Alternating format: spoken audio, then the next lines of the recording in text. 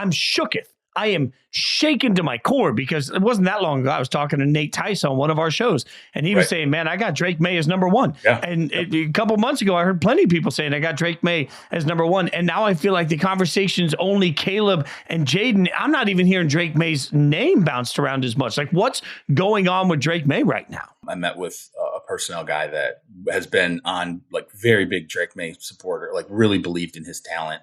So I met with him and I said, I'm hearing there's just like a lot of negging of him right now. Like there's a lot of, some people are questioning whether his deep accuracy is really that good at all.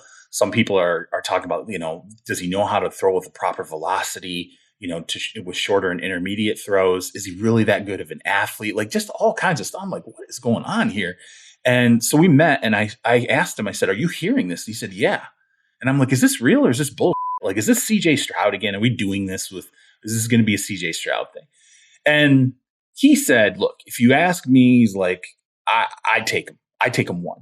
And he's like, and I feel like I would not be surprised at all if we go through all this crap and then come April, the second pick in the draft is Drake Maye. But he said he's heard it and he's heard, he's had debates with like other personnel people and he's heard the negatives that are being rolled out. And it's funny because after I had that lunch, I literally got into my car and I called Nate Tice and I was like, hey, let me know if you're hearing it because I'm starting to hear this here. And I just had a lunch with a guy who's been his biggest backer forever, who said he's going to be a top 2 pick. He's been telling me this going on a year.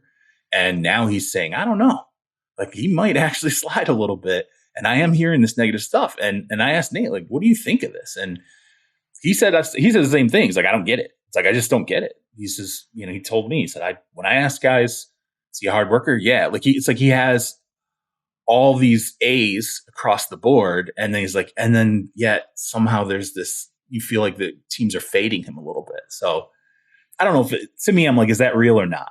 We're going to have to wait and see. This is what I know. If somehow somebody in the top 3 decides not to take one of these quarterbacks, it's going to get real interesting to see what 4, 5, and 6 start doing because the King's ransom is only going to get wilder.